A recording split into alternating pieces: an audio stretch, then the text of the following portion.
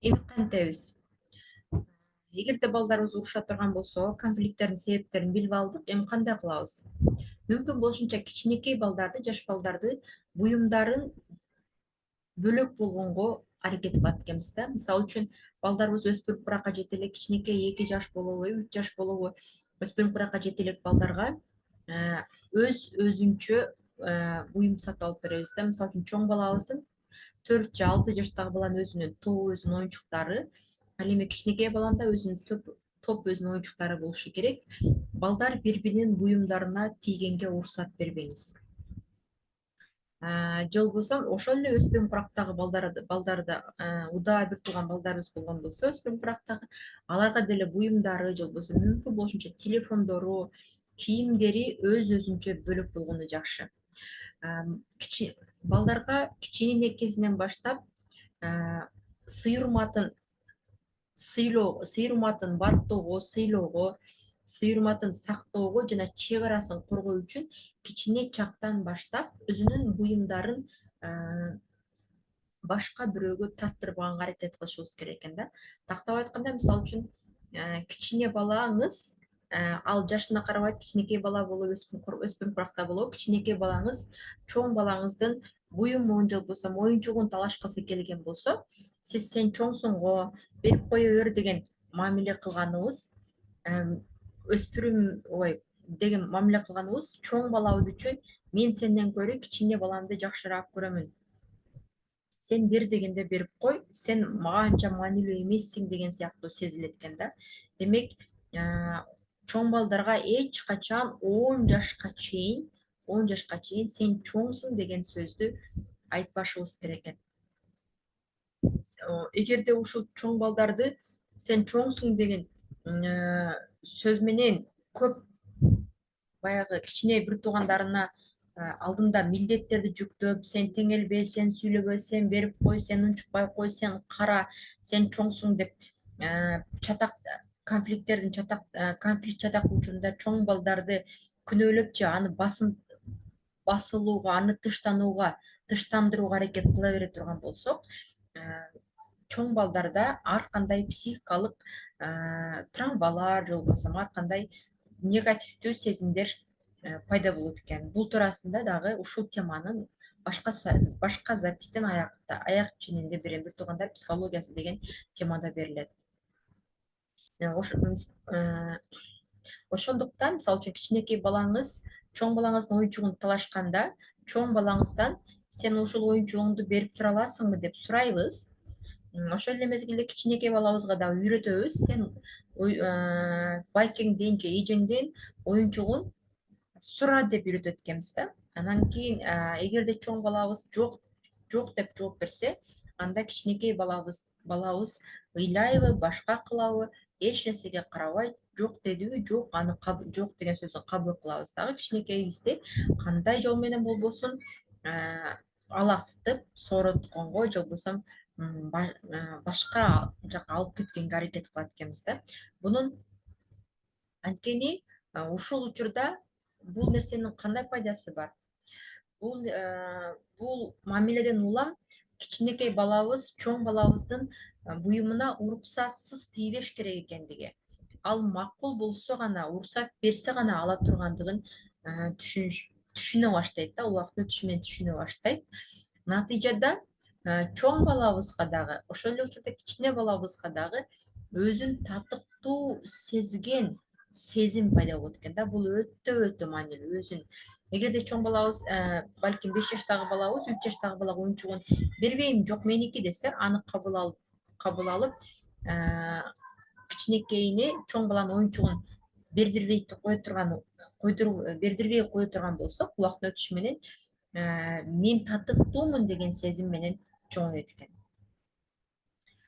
Мен өзүмдү ошол психологиялык жактан билимдерди алып атып, көп травмаларымды анализ кылып, баягындай психологиялык терапиялардан өткөн чагымда мен татыктуу эмесмин деген сезимдер, установкалар дейбизби, түшүнүктөр, ойлор аябай көп экендигин билдим да. Менин билбөт эң чоңу болуп ошол бардыгына кичине бир туугандарыма берип турууга, меникин тартып алып койгонго боло берип ошондой бала кезимден ошондой окуялар өтө көп болгондугу үчүн мен татыктуу эмесмин деген установкам көп экен да. Жашоомдун кайсы сферасы болбосун, баардык сферасында ошол эле карьера, бактылуу болуу, финансы болобу, ийгиликтүү тармактан болобу, мен татыктуу эмесмин деген сезим өтө көп бар экендигин билдим. Көбүнчө бул нерсеге чоң балдар бул мындай ушул окуяга чоң балдар жабыркайт экен. Демек ошол балдардын буюмун бири биринен сурап уруксат бербесе, жок деген сөздүн кабыл алдырганыбыздын пайдасы мен татыктуумун деген түшүнүктү пайда кылат экенбиз. Экинчиден, бирөөнү сыйлоого үйрөтөт экенбиз. Демек кичинекей мезгилинен баштап бирөөнүн буюмун ыйлайбы, башка кылабы тийбей үйрөнсө, бир туугандарынан, башка бирлөрдүн дагы сый-урматы бар экендигин, өзүн дагы сыйлоону жана башкаларды дагы сыйлоону үйрөнөт. Үчүнчүдөн, бирөөнүн буюмуна, башканын буюмуна тийбегенге жана көз артпаганга үйрөнүшөт экен. Эгер бала кезден ушуга тарбиялай турган болсок. Өтө сонун. Кайталап койсом, мен өзүмдү татыктуумун деген сезимди жаратат экенбиз, түшүнүктү, ойду. Экинчиден, башкаларды жана өзүн сыйлаганды. Үчүнчүдөн, бирөөнүн буюмуна эч качан кызыкпаганды жана тийбегенди үйрөтөт экенбиз да, тарбиялайт экенбиз. Качан гана чоң балабыз өзүнүн буюмун кааласа берет, кааласа белек кылат, каалабаса бербейт, өз ишине, өз оюна, ыктыярына, эркине тапшырабыз. Экинчиден, эмне кылабыз? Эгерде балдарыбыз сүйүү талашып, мээрим талашып, конфликтке барып аткан болсо, урушуп аткан болгон болсо, анда көбүнчө бул чоң балдарыбыз чоң балдарыбызга убакыт ажыратпай калалабыз. Ошол учурда да чоң балдар ар кандай өзүнүн терс жүрүм турумдары менен, дагы башка аракеттери менен мээрим сурап баштайт. Же болбосо ошол эле биз жакшы көргөн кичинекейибизге, же болбосо биз жакшы көргөн жалгызыбызга атака жасап баштайт. Мындайча айтканда, атайын ошол терс жүрүм туруму менен болсо дагы ата эненин көңүл бурдуруусун каалайт экен да. Баягы сабактын башында айтып өткөндөй, любовь с минусом дегендей, сүйүүнү минус жол менен болсо дагы алууга аракеттенишет экен да. Бунун баары байкабаган абалда, же болбосо подсознательно абалда болот экен да. Ошондой нерсе болот экен. Демек, биз балдарга сүйүүбүздү, мээримди бирдей берүүгө аракет кылышыбыз керек экен да. Тактап айтканда, жакшыраак айтканда, эгерде 2 балаңыз болобу, 5 балаңыз болобу, учур келгенде жакшы маанайда көбүнчө, даже күнүнө эле болсо да өтө сонун болот. Балдарыңыздын баардыгын чогуу кучактап, баарын бирден өөп, көбүнчө чоңдан баштайбыз. Негизи балдар психологиясында чоңун көбүрөөк угуп, чоңун көбүрөөк сыйлап, чоңуна менен көбүрөөк мамиле кылуу керек. А бизде тескерисинче кичинеге көңүл бурабыз да, адам баласычы. Анткени бул алсыз дейбизби, же бул кичине дейбизби, ушундай. Негизи психология боюнча чоңдорго көбүрөөк сүйүү, внимание беришибиз керек экен. Ошол балдардын баарын бирдей кучактап, орузга кысып, баарын ошол 2-3 балабыз болуп, баардыгын кучактап белгилетип мындай кылып өпкөн учурубузда балдардын сезиминде биз бир тууганбыз. Апабыз баарыбызды жакшы көрөт, апабыз баарыбыздын апабыз деген сезимдер, түшүнүктөр, ойлор жара баштайт. Бул өтө маанилүү экен. Буну эске алып койсок өтө жакшы болот.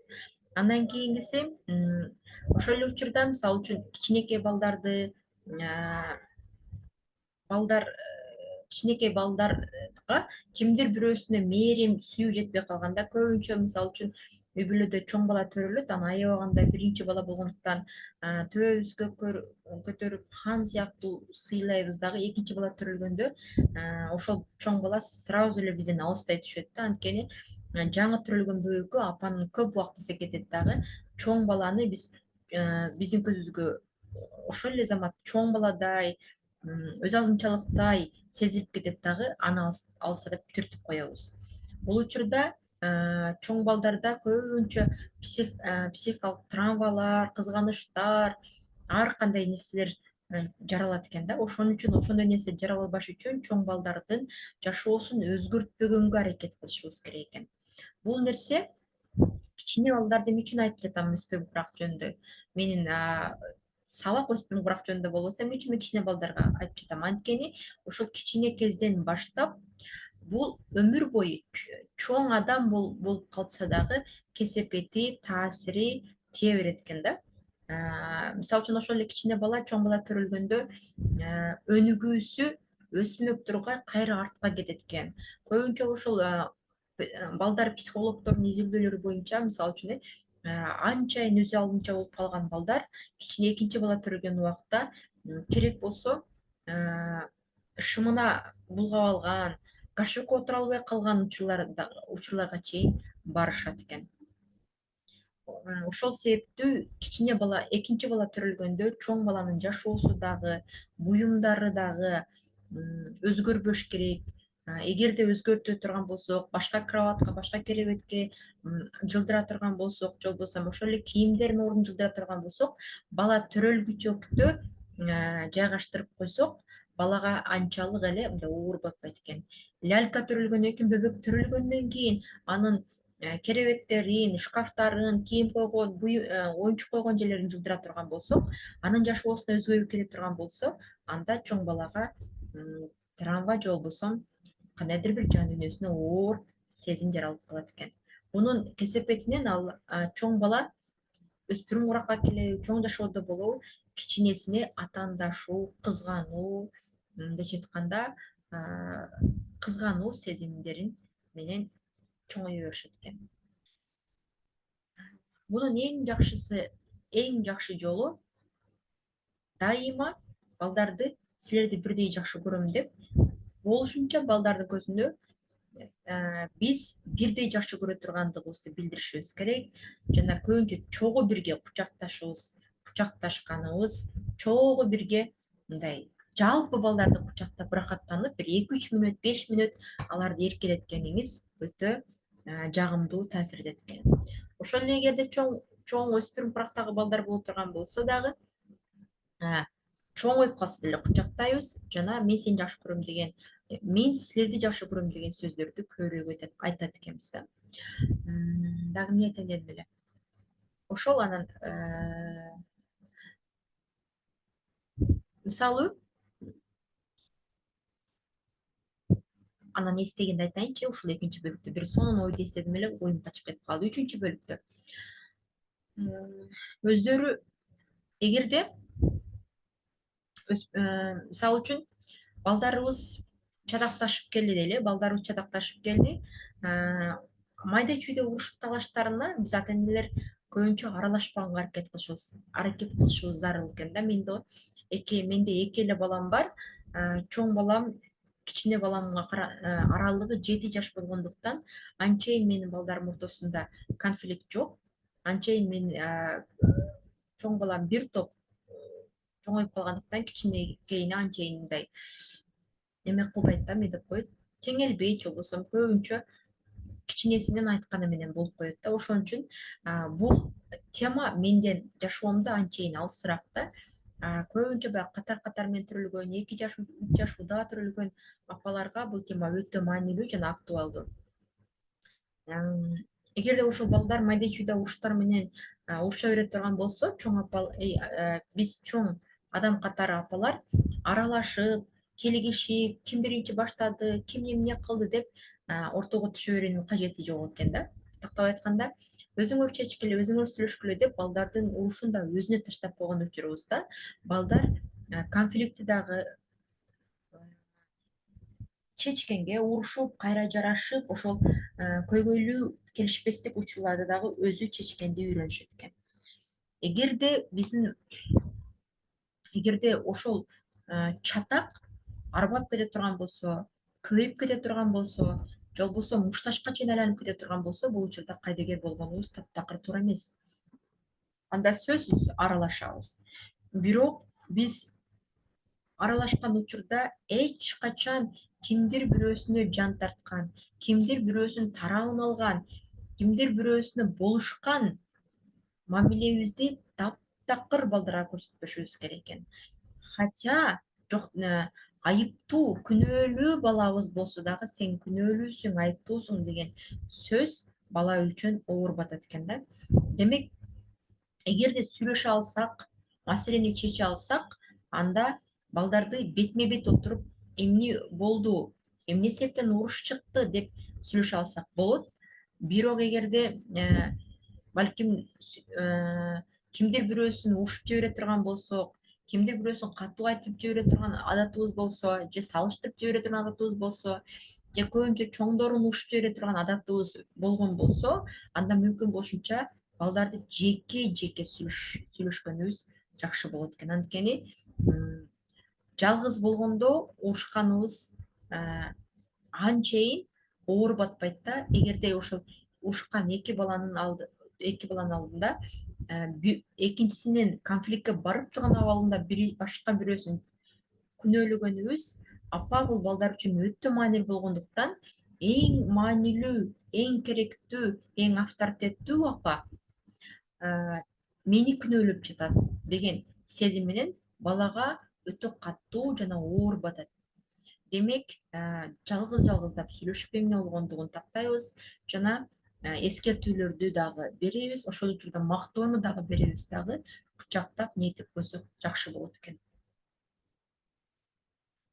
Эгерде мисалы үчүн алсыз балабыз алсыз балабыз болгон болсо, мисалы алсыз дегенде кандай, кичинекей же болбосо күчсүз балабыз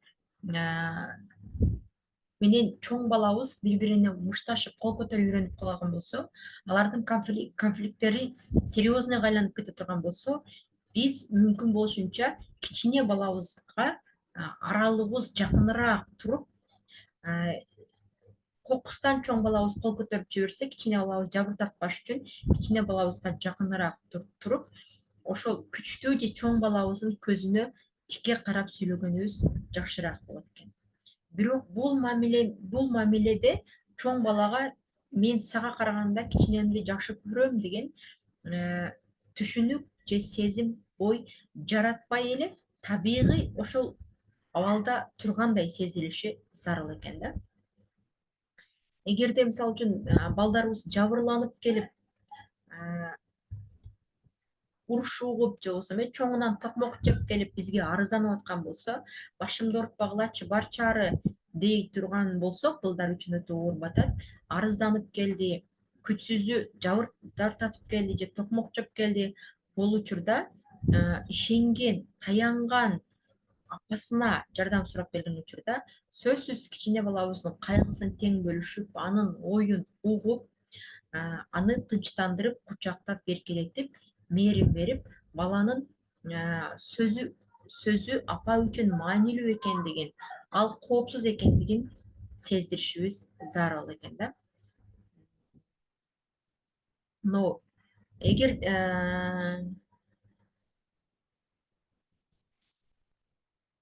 дагы бир нерсени айта кетсем, могу жерде көбүнчө мисалы үчүн бир туугандардын чатагына дагы өспүрүм куракта бири бирине кызганышып, эгешип деп коет го, же болбосо бири бирине эрегишип уруштар чыгат да. Например, мисалы дайыма эле мен жумуш кыла берем, дайыма эле чоңум бул мени эле айта бересиз деген уруштар дагы көп чыгат, чоңоюп калган балдардыга. Ошол учурда биз эмне кылабыз?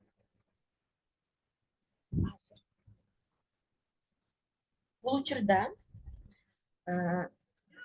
ошол балдар бири бирине эрегишпеш үчүн, балдар бири бири менен мен эле иштей берем, мен эле кыла берем дебеш үчүн, балдар менен чогуу отуруп, атайын кеңешип, милдеттерди бөлүштүрүп бергенди салтка же үй бүлөлүк адатка айландырышыбыз керек экен. Мисалы үчүн бир жумалык иштерди бөлүштүрө алабыз да. Кызыңызга жана балдарыңыз, уулдарыңызга өзүнчө, же болбосо муда кыздар же уда балдар болсо дагы, ар бирине иштерди тандоо кылып тизмесин берип сунуштайсыз.